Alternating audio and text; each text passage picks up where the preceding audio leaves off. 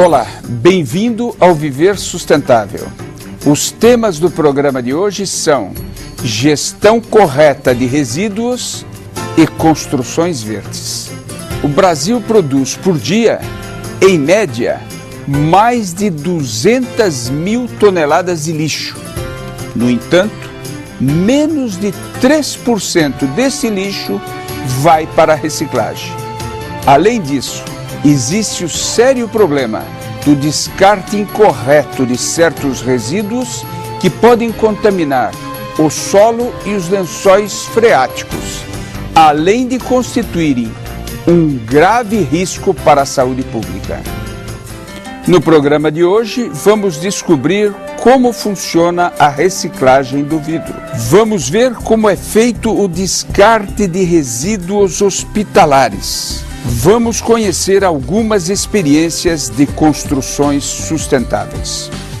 Descartado de forma incorreta na natureza, o vidro permanece sem se decompor por milhares de anos.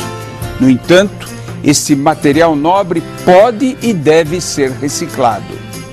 Nosso programa visita hoje uma recicladora de vidro para ver como funciona o processo. Eles estão por todas as partes, nos carros, em casa, no trabalho.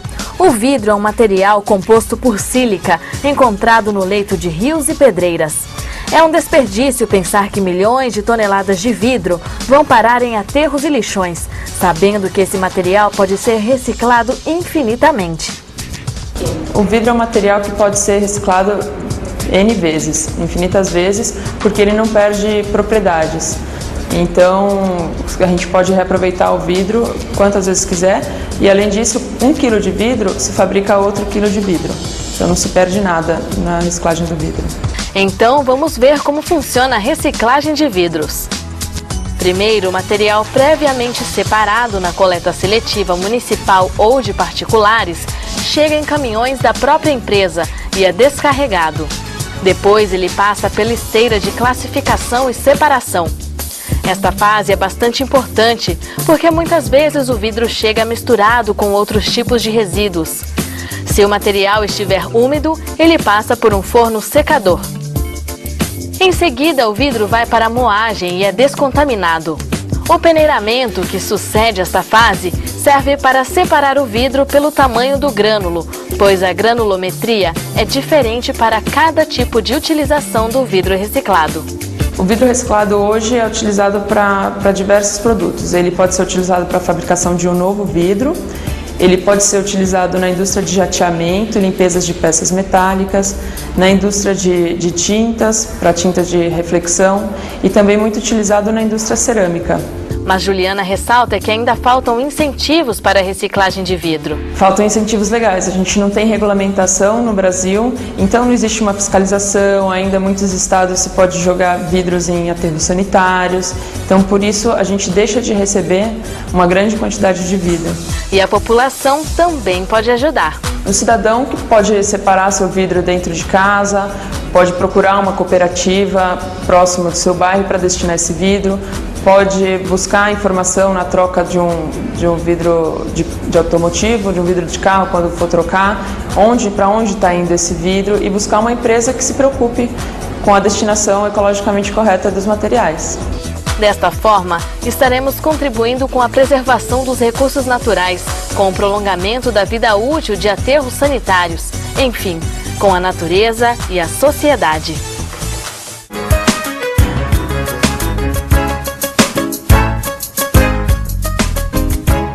Cleilson, sou auxiliar administrativo. O que fazer com a sobra de remédio com aqueles que já têm a validade vencida? É preciso evitar que vá para o lixo junto com os demais resíduos domésticos ou seja jogado no vaso sanitário. Se for para o lixo, porque vai acabar contaminando os aterros. Se for para o vaso sanitário, vai acabar contaminando algum curso d'água.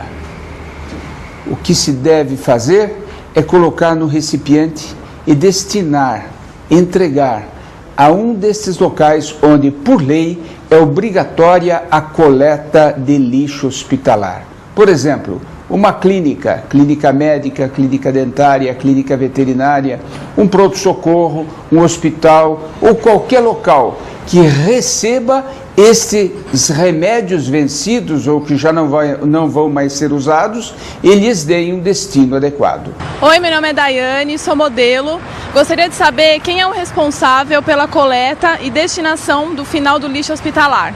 São várias etapas. Na primeira etapa, quem produz o lixo, quem gera o lixo hospitalar, seja um hospital, um pronto-socorro, uma clínica médica, dentária ou veterinária, quem produz o lixo é responsável por colocá-lo, dispô-lo na forma como manda a lei, para que ele possa ser, na etapa seguinte, coletado pela prefeitura em veículos especializados e, a partir daí, ser destinado a um processo de descontaminação e descaracterização do lixo hospitalar.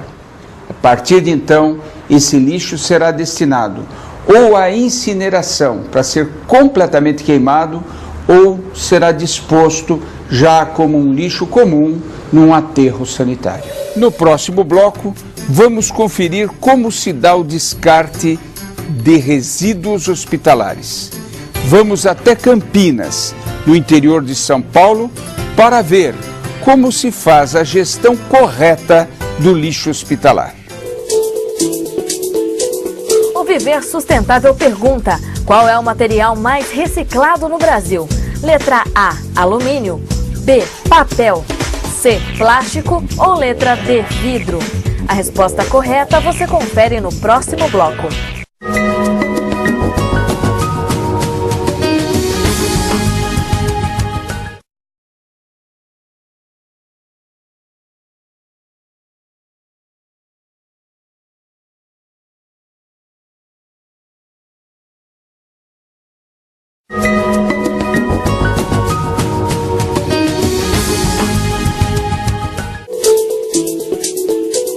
No bloco anterior, o Viver Sustentável perguntou qual é o material mais reciclado no Brasil. A resposta correta é letra A, as latas de alumínio. O descarte correto dos resíduos hospitalares exige cuidados muito especiais.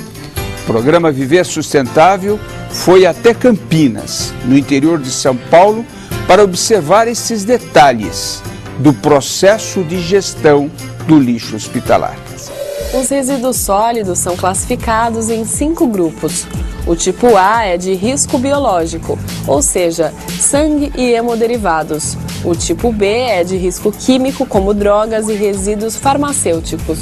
O C é de risco radioativo. O tipo D é o lixo comum e o E são materiais infectantes como agulhas, bisturis, entre outros.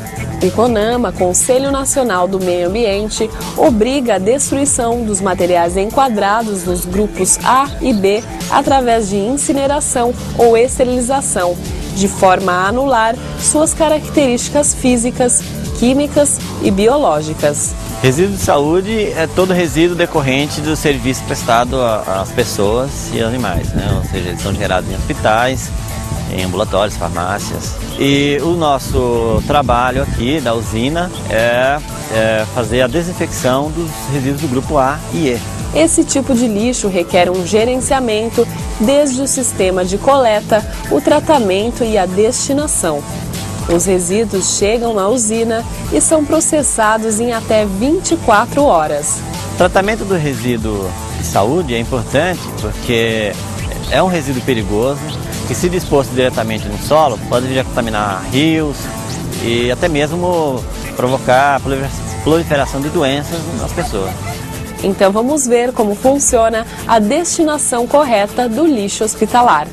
O lixo hospitalar chega em caçambas especiais e uma das técnicas é lançar automaticamente num triturador. Todo material hospitalar precisa ser descaracterizado. O resíduo vai para um cilindro onde ele passa pelo vapor de água a 150 graus Celsius e pelo micro-ondas a 95 graus Celsius. Isso faz com que todo o material seja descontaminado, passando de grupo de risco biológico para lixo comum. Então, antes do tratamento, ele é um resíduo perigoso e logo após o tratamento, ele é um resíduo considerado inerte, que a gente chama de classe 2, que é um resíduo que pode ser exposto no solo. Então, o tratamento promove um benefício para o meio ambiente e para as pessoas. Por conta do processo de trituração, o volume do lixo hospitalar reduz em até 80%. E isso reverte em ganho na disposição do aterro. Nenhum dos materiais dessa classe pode ser reciclado. Geralmente os resíduos de saúde, eles representam um percentual pequeno na geração de resíduos sólidos como um todo de um município, né? Mas nem por isso eles devem ser deixados de lado. Então, mesmo municípios pequenos, não o caso de Campinas, que é uma grande metrópole, mas mesmo municípios pequenos devem dar importância ao tratamento de resíduos de serviços de saúde, porque, embora em pequena quantidade, mas eles têm um efeito para o meio ambiente muito grave.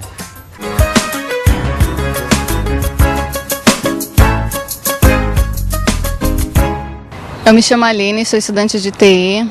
Eu gostaria de saber se os resíduos radioativos hospitalares recebem o mesmo tratamento de resíduos coletados em clínicas e hospitais. Normalmente não, porque tem um nível de periculosidade diferente, emitem radiações que são perigosas para a saúde e até para a vida humana. Enquanto que a grande maioria dos resíduos hospitalares mais comuns, como seringas, bisturis, agulhas, bolsas de sangue, restos de curativos e de remédios, sobras de comida que são oferecidas a pessoas com doenças infecciosas, tudo isso pode passar por um processo de descontaminação e em seguida ser destinado a um aterro sanitário convencional ou ser incinerado. Diferentemente destes resíduos mais comuns, os resíduos radioativos não são passíveis de descontaminação. Não há uma forma de reduzir ou zerar a radiação que eles emitem. Por isso, precisam ser condicionados de uma forma especial e destinados a um depósito final especial de resíduos radioativos, normalmente junto com resíduos nucleares. No próximo bloco, o assunto é construções verdes ou habitações sustentáveis. Olho vivo, consumidor. A incineração de 10 mil toneladas de resíduos pode criar apenas um emprego. Mas a reciclagem da mesma quantidade pode proporcionar a ocupação de 40 pessoas. Então, incentive a reciclagem e os empregos verdes. Assim você estará contribuindo com o meio ambiente e com a sociedade.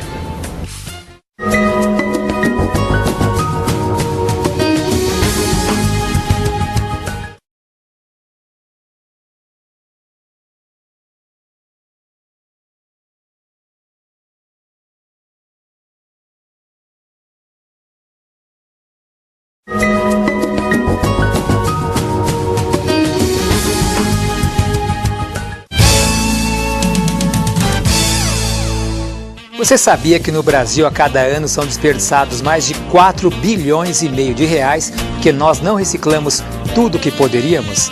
Apesar de sermos o país que mais recicla latas de alumínio no mundo, os outros materiais ainda são pouco reciclados no Brasil. Precisamos cobrar mais iniciativas públicas e privadas. Os diversos períodos da história mundial estão registrados, imortalizados, principalmente através da sua arquitetura. Antigamente, a baixa densidade populacional e abundância de recursos naturais permitia o uso ostensivo de certos materiais, sem nenhuma preocupação com a sua escassez ou com o dano ambiental. No entanto, em nossos dias, esse modelo está esgotado. Para que possamos deixar para as futuras gerações um planeta habitável, precisamos mudar radicalmente os nossos padrões de produção e consumo, notadamente no ramo da construção civil. Numa residência, podemos economizar até 35% do gás consumido, 45% da energia elétrica e 50% da água. Vamos a seguir mostrar alguns materiais sustentáveis que já existem no mercado. Construir uma casa com baixos impactos ambientais. Isso já é possível. Profissionais capacitados, tecnologia e materiais de construção podem ser encontrados em empresas especializadas no assunto. Segundo a arquiteta Alicia Rubin, a sustentabilidade já começa no projeto. No projeto a gente já tenta inserir algumas coisas sustentáveis, né? Então, às vezes a gente consegue fazer que o telhado recolha a água da chuva, a iluminação, a ventilação, se possíveis mais naturais, né? Aproveitando a insolação do lugar. São vários fatores a se pensar ao construir uma casa com baixos impactos ambientais. Desde o transporte dos materiais, que devem ser comprados numa loja perto da obra, até os produtos certificados. Hoje já são encontrados tijolos de solo cimento, pisos ecológicos, telhas recicladas, madeira de reflorestamento, estações de tratamento de esgoto, placas fotovoltaicas, lâmpadas LED, entre outros materiais. Até as tintas podem ser ecológicas. Aquelas comuns que encontramos em qualquer loja de construção possuem solventes e emitem COV, nocivo à camada de ozônio. Elas são produzidas a partir de petróleo, uma matéria-prima não renovável. Portanto, as tintas ecológicas também são muito importantes na sua construção. Ela é a base d'água, é uma tinta mineral, ecológica, ela tem várias vantagens, porque ela deixa a parede respirar, ela é mais acústica, luminosidade, que ela não reflete, calor também, ela dá uma sensação térmica melhor. E com isso, ela não descasca, porque ela não tem uma película, ela não forma película, por não conter petróleo. Na hora de decorar, você também consegue utilizar móveis de madeira ecológica, revestimentos em bambu, acessórios e utilitários que possuem baixo impacto ambiental. A arquiteta Ivone Rocha ressalta a importância das construções verdes. Porque é impossível não causar impacto quando está construindo, mas hoje em dia ele é muito grande, então a gente tem que pensar em minimizar isso de alguma forma.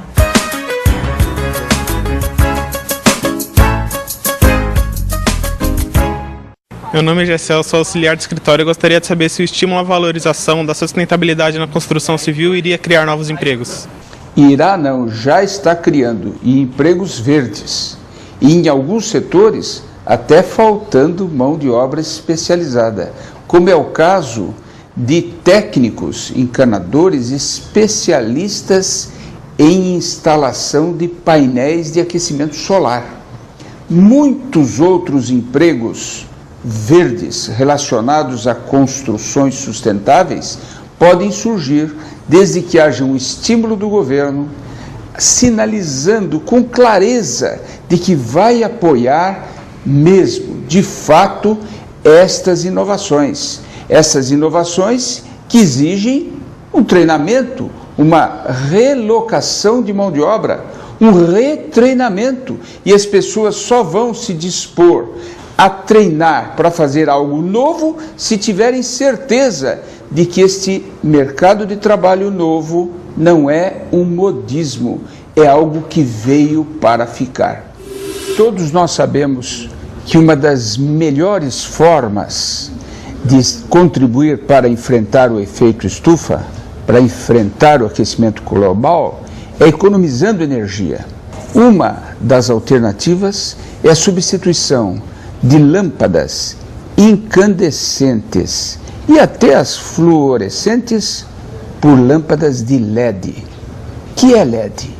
Hoje temos oportunidade de avançarmos nesse assunto. Nós estamos aqui numa empresa EcoLED com a presença de Steve Chang, que temos a satisfação de lhe perguntar: o que é o LED? O LED, ele diz tudo a palavra emissor, diodo, emissor de luz. Ele nada mais é, professor, é um composto, um cristal formado de pó, tá? Que com passagem de uma corrente elétrica, ele vibra e produz luz. Essa é uma composição totalmente tecnologia muito nova, entendeu? A LED deve ter, a nível mundo, no máximo 7 anos de início. E nós estamos trazendo aqui no Brasil, tá, desde o ano passado.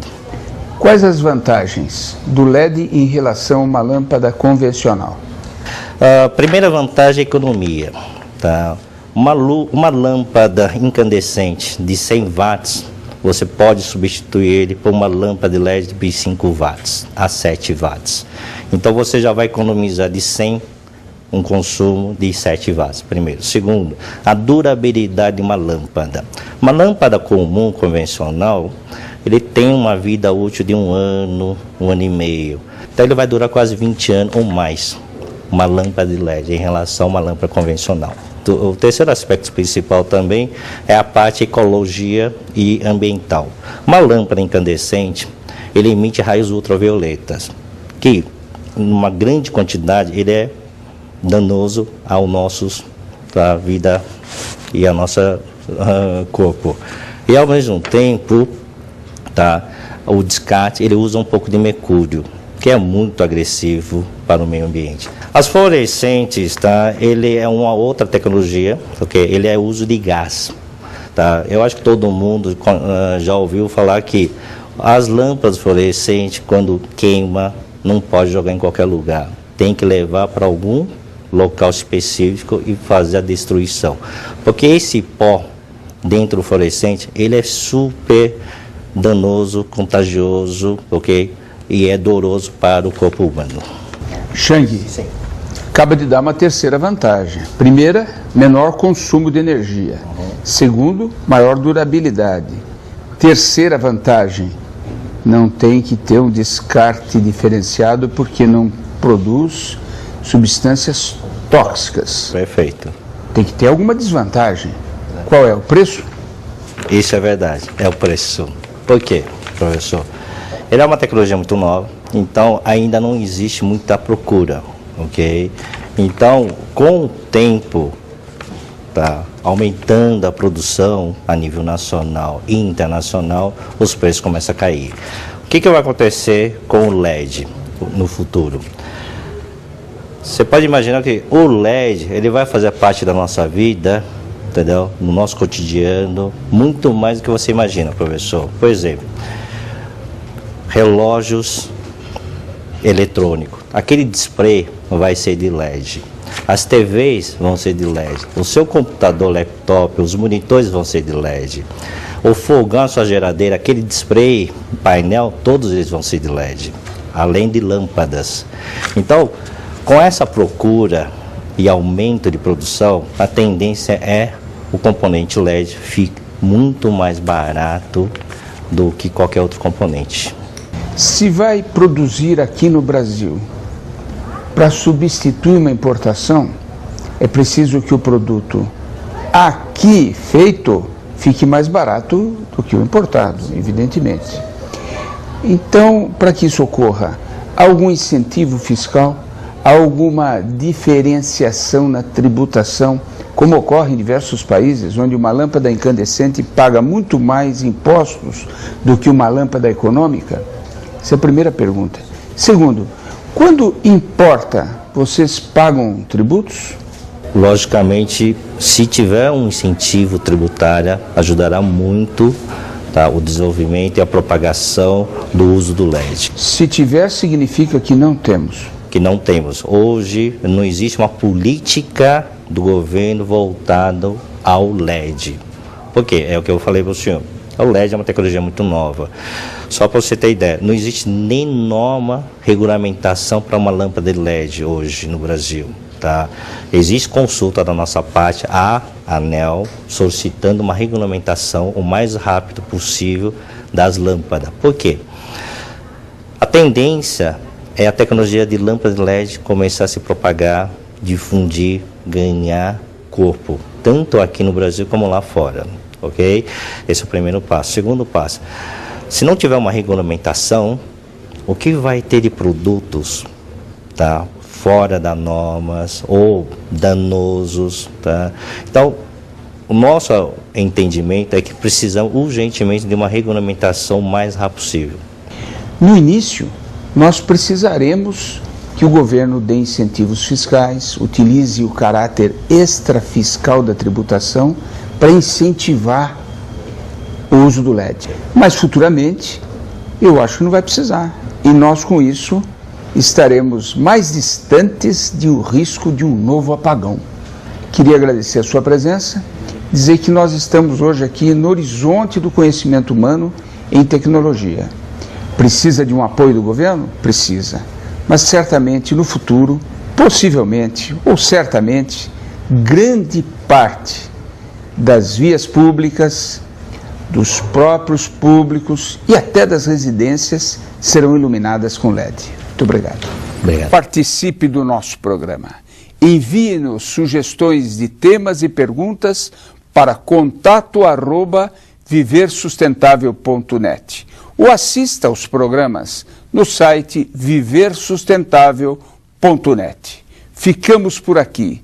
Feliz Semana Sustentável.